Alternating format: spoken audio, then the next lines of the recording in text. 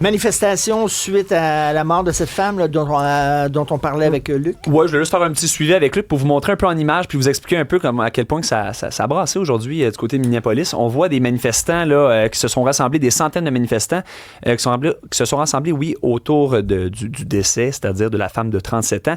Et ça a quand même brassé. Là, on parle de plusieurs manifestants qui se sont fait poivrer, littéralement. Wow.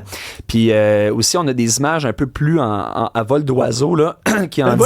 ils sont 4 à peu près à manifester, franchement. Exact. Pour les gens qui ne voient pas, là, on parle quasiment d'étudiants là, en sac à dos là, dans les rues de la banlieue, écoute, qui se font pousser, se font mettre dans les bancs de neige parce qu'ils tentent peut-être un peu de...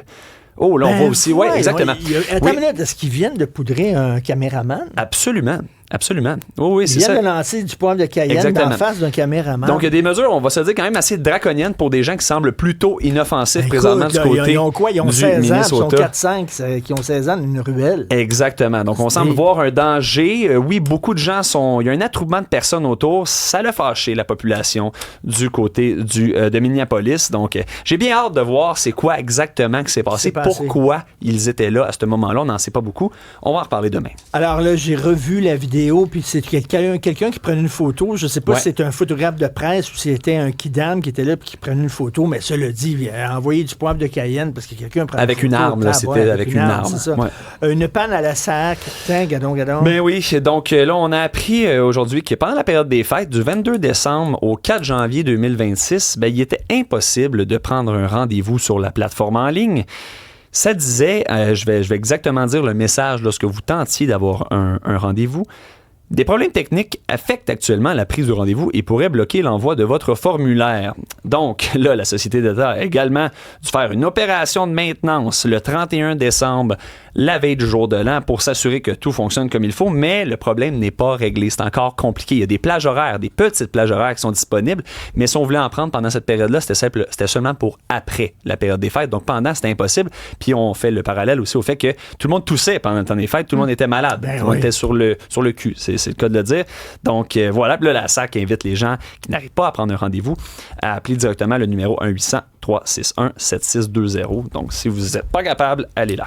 Philippe Audrey, la rue Saint-Jean, que j'aime beaucoup. C'est notre humoriste le plus intellectuel. Oui. Il fait des gags sur Jean-Paul Sartre, puis sur Nietzsche, puis sur Picasso. Là. Ah, non.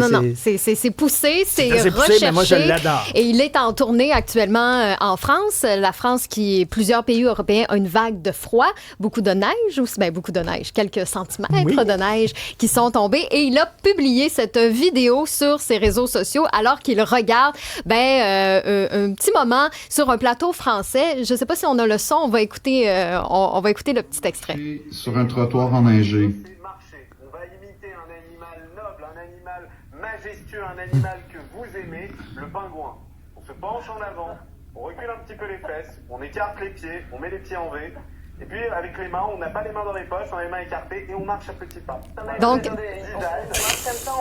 comment marcher sur un trottoir enneigé? Lui, c'est Philippe Audrey qui a vu ça sur sa télévision, qui a enregistré ça. Oui. Donc, dans une émission de télé en France, on montre aux gens comment marcher sur de la neige, comme s'ils n'avaient jamais vu ça de leur Christie de vie. Mais le problème, Richard, parce que moi aussi, j'ai trouvé ça hilarant. Est-ce qu'on marche en pingouin, nous autres aussi, quand il y a de la neige dehors? Est-ce que tu marches comme ça, Olivier? Tu peux. En pingouin? Oui. C'est que le problème, c'est que les informations viennent de la santé publique de Montréal, qui a publié le 25 septembre 2024 comment marcher en pingouin pour éviter les chutes hivernales. C'est vrai. Donc, je me suis fait prendre, moi aussi, parce que je jugeais un peu le fait d'en faire un moment télé sur comment marcher en pingouin. Je ris un peu de mes cousins français qui disent marcher en pingouin. C'est nous autres. C'est nous autres, finalement.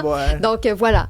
C'est très drôle. Indomptable, ce soir à TVA, la chicane entre les Richer et les Martineau. Oui. On dirait que ça parle de ma famille. On dirait que ça parle de ta famille, effectivement. Peut-être que tu vas retrouver quelques ressemblances, mais c'est la nouvelle série country de l'hiver, Indomptable, donc à TVA, premier épisode présenté ce soir 20h, qui oppose effectivement deux familles. Les Martineau, qui n'ont pas de scrupules, qui vont tout faire pour arriver à leur fin, et les Richer, qui ont beaucoup de panache et qui sont respectés là, dans la communauté. On dit même que la famille a le pouvoir de faire pencher une élection dans le village. Stéphane Demers qui joue Michel Martineau et Benoît Gouin, que j'aime beaucoup, qui joue le rôle de Philippe Richer. Et la série va débuter justement sur le rachat des entreprises Richer par les Martineau, mais il va y avoir un petit événement inattendu qui va rappeler la rivalité entre les deux familles, parce que qui n'a pas de secret, hein? Oui. Donc, on va jouer là-dedans, dans des secrets qu'on a qu'on a glissé là, sous le tapis puis qu'on aimerait donc bien pas que ça ressorte. Et ça va être le Yellowstone québécois. Exactement. Moi, j'étais un fan fini de la série Yellowstone.